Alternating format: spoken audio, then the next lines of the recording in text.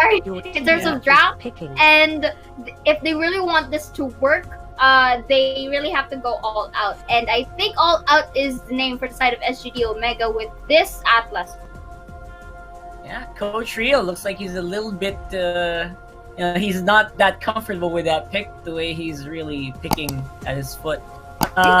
Going for SG for Onic though, I feel like they are gonna be once again kind of starved with the front line. Although the Grok is still gonna be available to maybe stop some of that Atlas pressure, we will still be able to get a chance. They'll still get a chance to pick it up on the second rotation. But what if SGD wants to get it as well? I'm kind of risky. That would make SGD what a monstrous front line. Yeah. And the thing here for SGD Omega is they are known for a very fundamental lineup, and I think this is the route that they are going for right now. And picking this X-Borg again, similar. This is quite similar, SGD tactic. And from game number 2, SGD is able to win it out. So why pick something that's not broken? Instead, you can enhance it. And I am liking really this Atlas pick for the side of SGD. Especially they have this really on-point Fatal Link. Yeah, one good Fatal Links into a less Insanity. Oh boy, that's already a combo there for SG Dragons. Curious to see what the ban is going to be. It's going to be an Esmeralda ban here. Would actually work well for them, because if they're not able to go for Esmeralda, depending on what their primary damage user for SG Dragons is going to be, Esmeralda might just be able to melt them out, and there's almost little ways for them to take control of the Esmeralda. Yeah, I'm already looking at it, and I gotta say, this Esmeralda was actually gonna be great. Would have been actually great against the SGD Omega lineup. So, are we expecting some sort of Ling coming out? Do you still need a Uranus? I don't think so. Sorry, not a Ling, like an Angela comboed with someone else. I think right? No. No, I don't think so. No. I don't think the Angela will be utilized at this point, because you have to take note this is the do or die game. So I don't think that if let's say Onic PH chooses the Angela, that's like a +1 kill for the side of SGD. Lancelot, there you go, showing up really strong. Come on, Lance, lock it in. We've always had fun with this hero. Okay. All right, here we go again. I'm pretty sure the Lancelot has a pretty positive win rate, right? Despite being not really a big meta pick. So, I'm really liking this from SGD so far. But, Sturdy does. Composition on Onic PH looks like it's going to be pretty solid on the front as well. Oh, and speaking of Onic PH, I think it's Jay this time who's going to play. And we won't see Fuzuken for this specific game. So, and he's going to go on with the Cho and Kufra. Oh.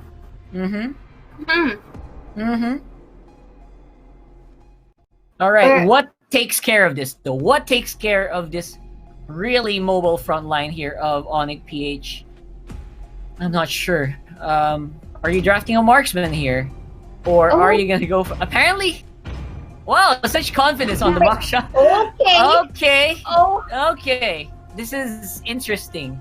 I get that confidence because it worked really well during game number 2, getting the objectives right and going for split pushes. So if ever I think this would be in the hands of Toshi, if I'm not mistaken. And if ever Toshi is able to do these objectives smoothly, this could be a game for them. How about you, Noma? What do you think? The only difference about the SG Dragons lineup that we have now compared to game number 2 is that they had a good sustainable damage dealer, which is Carry. Carry's able to just be the #1 problem for Onic PH, and that just allows Soshi to just split push all across the map. I don't know how they're going to be managing it with a Lancelot lineup, but judging by how confident they are with Toshi's Masha, I might just give this game to SGD Omega. Yep. Oh, it takes guts really to really go for the Smasha pick again. So I think I will be going for SGD here for game number 3.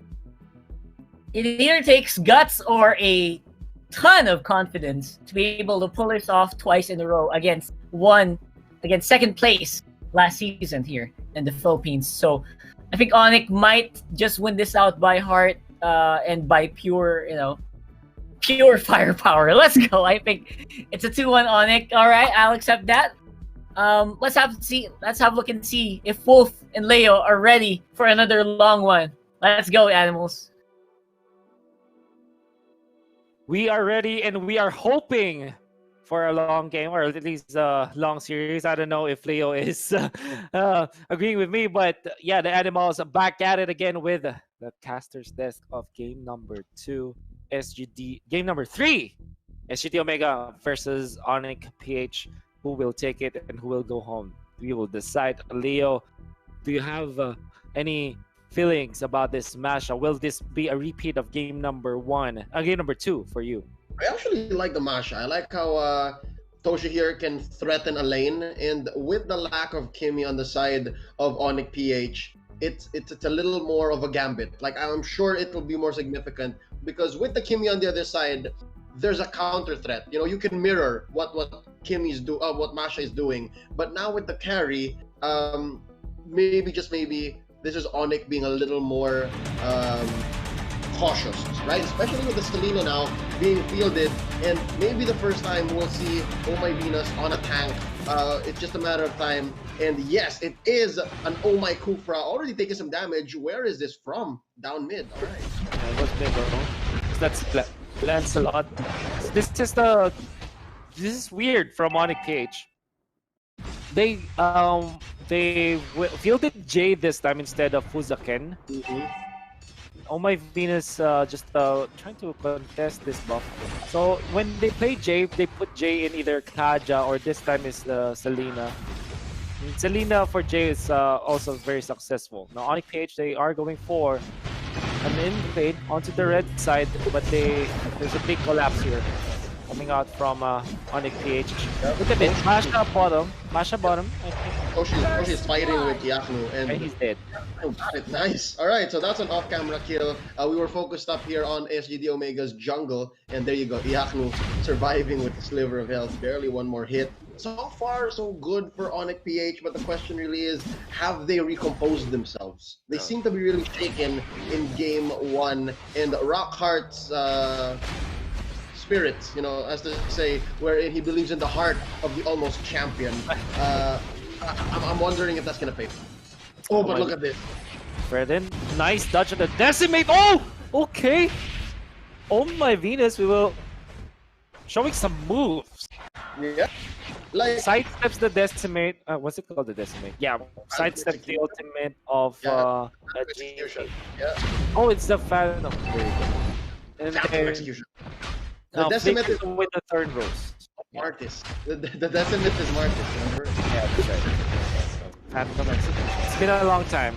Yep. Welcome back, Lancelot. More than one team have fielded Lancelot, and I think this is his age once more. So I'm liking it. Any evolution in the meta is good. Change is good. Change is good. Toshi being forced by Iakno here. It's a matchup that we. Oh, okay. Goodbye. That's a narrow. That's a goodbye, unless Iakno really trips, and he will. Fatal Links! Godly coming out from Haze. They punish the members of Onic PH. They take out Toshi, but in exchange of Iakno, I don't think that's a good trade at all for Onic PH in terms of like the presence in the map. Yep. At best, it was a wash. At worst, it was payback, and they lost the gambit. So, SGD Omega, good answer there, especially from Haze. You're like the Fatal Links usage here. Of course, this is Haze. Half man, half amazing. Second round of buffs. Duly secured by both teams. Buff secured. Yeah, buff secured. Buff secured. Right. I think that Weiss is also okay. With one assist on the Bounty Hunter. Gonna be threatened by X-Borg. Did Kenji steal the buff? I want to see. I need to see. The purple. But anyway, he's gonna be taken out here. He gets away with the help of his teammates. Trap. Just barely missing. Yeah. I need. Oh, unfortunately, I think the observers cannot hear us. They can hear the Filipino stream, but not us. So I still will have to wait whether or not Kenji got the buff, but this time no, Yeah. They get it. Down goes Toshi. Venus almost threatening Hajizi, missed with the revenge, but Jay pays the price. Hajizi gets the kill, landing his full kit with an orange buff to boot, and Iyaku's gonna have to get out of dodge as well as Venus, but they might be able to steal this crab, but it is reset. Now, we still don't have eyes on Wise, and we still cannot confirm whether or not he was able to take it, but by the way it looks, our Lancelot, Hajizi has all the buffs in the world. I don't know about Wise though. Well, chase all my Venus this Toshi's time. back. Very unlikely. That's really Toshi. One thing I have to take note though is that Iyaku on sorry, it's Dilar on this stamps is having a field day. Yep, able Dilar's, to push the turret up top. Oh, Dilar's there's the working. ultimate. Toshi is not gonna be hit by the turtle, will be taken by the Lancelot. Now all my Venus in trouble. Very low health, bouncing ball jumps in by Hajizi and Kenji with the last insanity to secure the kill. Now Dilar onto the back lines, pops the ultimate, contra Inferno in there, they take out the Lancelot with the stun coming out from Selena as well. No, Toshi being chased down by Onic PH. Do they disengage this time? No, they found Haze. They will take out the Atlas. Onic PH finds and wins the first round of, I guess, the first clash, the full-on clash this game. And here's news. Kenji was able to steal the purple. Dilar might make him pay for it. Dilar, signature hero Thams, wins it against Export. I love it. My second favorite Tams in the season, maybe only second to Kilowash, and it's nice to see him back on the Tams. And you're right, Wolf, they'll take down who they can, and with that kind of mindset, not necessarily shaken, and I think prayers answered, so it's confirmed we do have Onic back in composure, and this will be a little bit more of a competitive matchup. And so far, so good for the boys in black and yellow. They're giving SGD a run for their money despite the 10-minute match we just saw. Oh, nice takedown achieved by Venus. Okay. Man revenge. All right. The queen is angry. The queen is angry.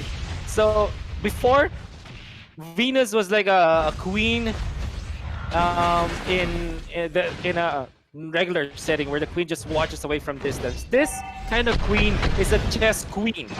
The queen that can move so much of a distance and can take down anyone from SGD Omega. So this time, Queen Venus is playing a more active role. And honestly, this is a breath of fresh air. Now, we were asking, will Venus perform well with the Kufra? I think that's no longer a question. Lita Kufra here, able to take down even the core on the other team, but look at this Iyaku just working it. Ejector, oh sorry, I'm sorry, that's not an ejector, that's a Fatal Links onto our Iyaku, onto the show. And we were seeing Jawhead so often, and they're the same team, you know, Jawhead and Atlas. So forgive me as I get confused. There's the ejector, actual ejector, onto the bite by Dilar is real, caught Inferno confirmed, throwing out the sickles, gets the jump, down goes the Jawhead. Thams in this game, quite a factor for Onic. There's the jump, a one-man revenge once more by the Queen. That's the second round on Hajizi. Here's the insanity onto Dilar, the spin ends before taking down the demon, and now down bottom, it's Iyaku and Venus going for the third once more, but Toshi gets to defend. Man, oh man, Jawhead, he had no business throwing away Thams. At level 10 Thams when he was just level 7. And he was truly punished because of that. He didn't think that Dilar will fight that 1v1, and Dilar knows the limits of this hero. I would say that Oh My Venus on this Kufra, the way it's different from Fuzdaken is that it's more, I would say, disciplined. Dilar, pop the ultimate though. Be a clash incoming. Wise is really hitting from the sides. They have found NG to chop in from Oh My Venus. Same spot as where Hajizi was caught beforehand.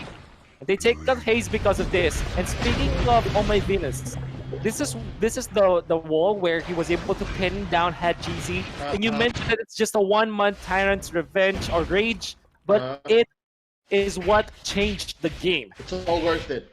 It's so worth it, definitely. Man, I'm loving it. So far, so good here for Onic PH, SGD Omega. They need to reset. I think they were feeling good from game 2. They were able to take down Onic in a record 10 minutes and 26 seconds. But You know what? This is a whole new battle. Onic PH, they reset so well, and they're learning from their mistakes in the season. And so far, Hajizi, man, 1-3-1, not very good stats for a core Lancelot. This is your only funnel at this point, so you really need to take care of yourself, Hajizi. So with the bouncing ball, making it sure that this Lancelot is gonna struggle. Very much like how Onic PH have adjusted. This time, this Kufra is not a big ticket Kufra, right? It's not like your superstar Kufra, but it's not like a championship Kufra. It's not like a Honda Beast Kufra, but this is a Venus special. Purpose driven, and it's always gonna counter what SGD wants to do, which is to make sure that Hajizi is gonna fly. But oh my goodness, have clipped his wings. It's an apple a day, you know what I mean? It's not dinner, it's not lunch, it's not your favorite meal of the day, it's not breakfast, it's that apple that you need to feel refreshed. And it's just a perfect piece of the pie here that Onic PH needs to get back in the game. 10-3 currently, up about 10,000 gold. You know what? I take that back. This is more like a nice coffee. It feels like a nice coffee because man, Venus has been taking it 3-3. And those one-man rages were on very specific targets. Hajizi to be specific. That's the perfect thing to hit. That's right. And one thing that you want, that you really love about the Lancelot is the way it can dash through. But of course, with the bouncing ball threat and the fact that Oh My Venus is targeting this Hajizi hero, you stop the Winkers. And even then, they also always have to think about this Selena. Arrows flying in makes it sure that Onic PH will have the better map control, at least map presence. Yes, yes. Okay. And vision. You got Abyssal Vision. Trap. That's right. This is so far so good for Onic PH. If there's one thing that is to note, maybe lacking in their execution, is Wise hasn't been getting any kills. With the Bounty Hunter at 11 minutes about now, 0-0-5. The only thing he's getting out of that emblem is You see, he went for the Rose Gold Meteor very early. I think that's important to take note. Instead of going for like endless battle into Golden Staff, he stopped first before going for the staff and went for the meteor, which kind of tells us he wants to be safe, because when Hajizi pops the Thorn Rose, he wants to be able to fight afterwards, because the shield that you generate after receiving or at least going down to a specific amount of HP. Yep. It's a little bit more of an offensive Queen's Wings. You could have done Queen's Wings, but you want to have a little bit of a bite, so you go for the Rose Gold Meteor. So good choice here by Wise. I think he learned from his second game, but Iyakno just walking into a death bush there. 4 members. Ouchies. Maybe even 5. That's gonna hurt.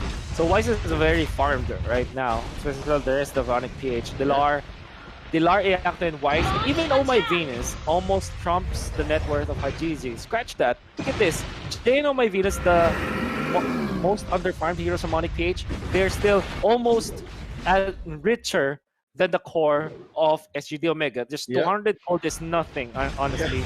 Yeah, hundreds of gold difference between one team support and the other core. So as it comes to farm, man, it's astronomical, the difference. You see how SGD Omega called in 4 members just for Hajizi to get a blue buff or a purple buff. Yeah. It goes to show how behind they are in this game. And they are literally 9,000 gold behind. And it's at the point where Onyx Wise is like, yep, I'll just take care of myself. You guys, you boys, and you just take care of SGD while I do this. Wow, this is the Queen's spot. Always spinning down members in there. There's the Fatal Legs. Or maybe to their disadvantage. Nope, they back out. They back out. Hayes understands, like, that was my bad, guys. Just get out of here. I'm sorry. Okay, it's the close one though. But they get to push up top. They get to push up top. This is a breath of fresh air for SGD Omega, but Dilar's gonna solve that right here with the kill. 13 minutes, first turret falling in favor of SGD Omega. I mean, but in exchange for the Lord for Onic PH, I'm sure that Onic PH is very much happy with the trade. And I also like the fact that Onic PH waited for the 12-minute mark where the Lord will be enhanced before they went for that play. Yeah, and also this is the Luminous Lord. This is the classic carry play, by the way, wherein your tank will just get the attention of your opponents as well as 3 other members, while the carry will solo the Lord. And I think I've seen this at least 5 times the whole season.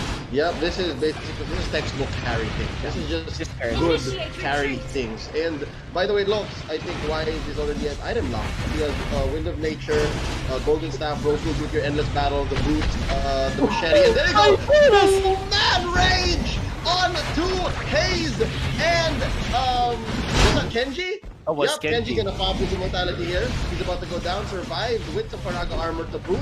And up top though, Dilar gonna keep him busy with the Phantom Inferno. And he is going to survive the full kit, but only for a few seconds as Toshi bites the dust. Yaknu to the rescue. Mid has been pushed already. What a diversion play from up top and down bottom from Onic PH. And now the next in line is top, and they get it done. Yaknu puts the final touch onto that turret, and Wolf, my man, they are trading 2 for 4. All right, make that 3 turrets already down, and Dilar the only one out for for Onic. That's the only thing that SGD Omega got out of this exchange. My math is out the door, but who cares? Because Onic is in the base. Onic PH off of the jump from Oh My Venus and the overall game plan.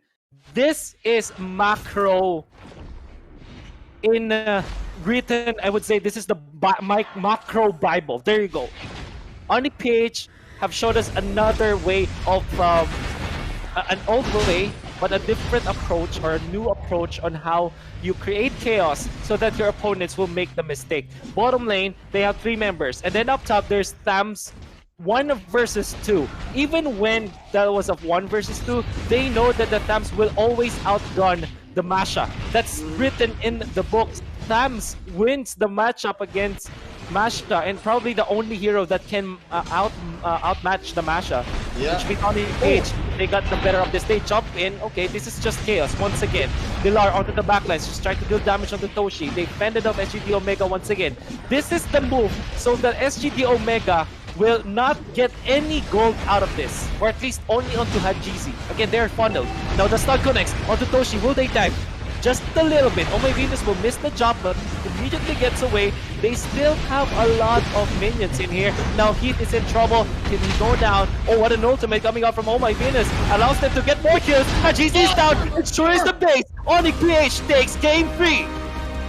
Knocking out knocking out SGD Omega from the playoffs, and just like that, 2-1 now after a collective almost half an hour worth of Mobile Legends action. Ladies and gentlemen, Onic PH moves up that much closer to once more taking the championship, that which they lost in the previous season. Wolf, yesterday as we were casting the matchup between SGD and June Level, you said that SGD, they put up a lot of smoke and mirrors, right? They would distract New Level from